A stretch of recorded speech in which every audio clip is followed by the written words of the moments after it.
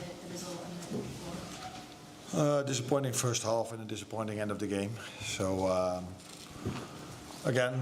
once again, credits to Palace because I don't know, one of them is the Charity Shield, but it's not the first time we lose against them, although the first time was on penalties.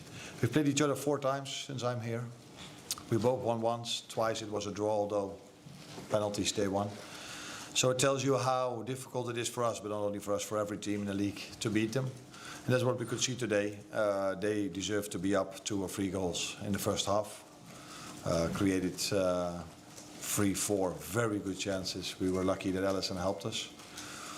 But yeah, in the end of the game, I think the second half was much better performance from us. We created chances, which not many teams do here, or if Palace plays away, it's very hard to create a chance. We created quite a lot.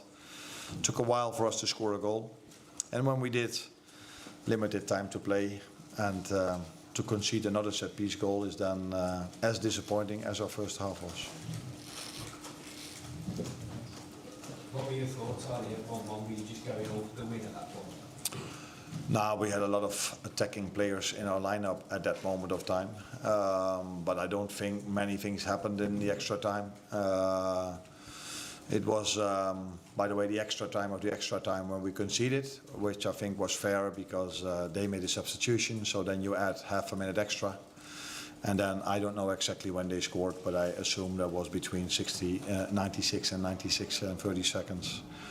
So yeah, then we can only blame ourselves by defending is the way we did. So one of our players decided to run out because he wanted to play a counter-attack, which was of no use because time was up. So it was only about defending. So yeah, maybe we were too offensively minded. Not we, one player was too offensively minded in that moment, which led to them scoring the winner, us losing the game. You conceded 2 goals from set pieces. Is that a big concern for you going forward? Nah, against Newcastle we conceded 2 set pieces. They were the only 2 chances they might have had in that game. Today they had more than only 2 set piece goals. Yeah, no, they didn't score more, but they had chances from open play, from transition. So there were more things not to like today than only defending the set pieces. The good thing was that in the other moments Alisson saved us. Palace have a few threats. Set pieces are one of them, but counter-attack and balls in behind are the number 2 and 3. And from all these situations, they've created a lot of chances. And what I said, we were able to create quite a lot against a Palace team, which hardly ever concedes a chance. But yeah, when you look at the first half, they totally deserved to win. In the second half, I think it was a much better performance from us. And then, yeah. If one team deserved to win today, I think it was Palace. You mentioned before yesterday that playing Isak for 90 minutes wouldn't have been smart. You obviously played at 84 today.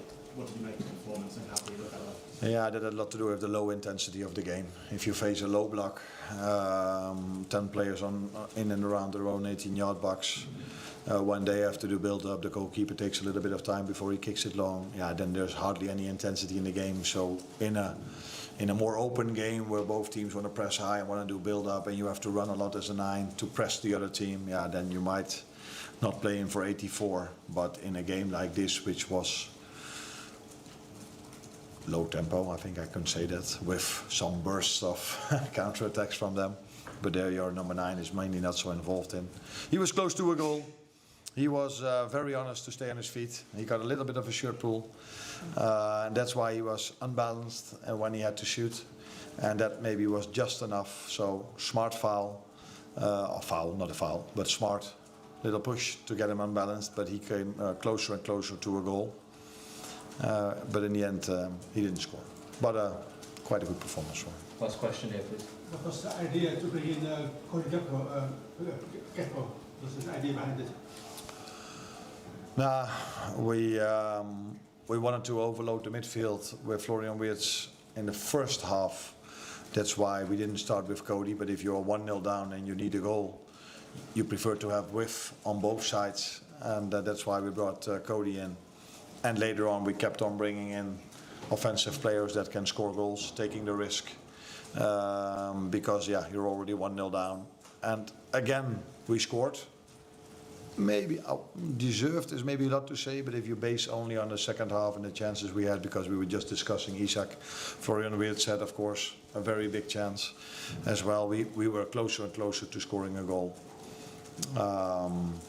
So yeah, that was the reason to bring Cody in, because yeah, the way we played the first half wasn't as I was hoping for before the game. Brilliant. Thank you, guys.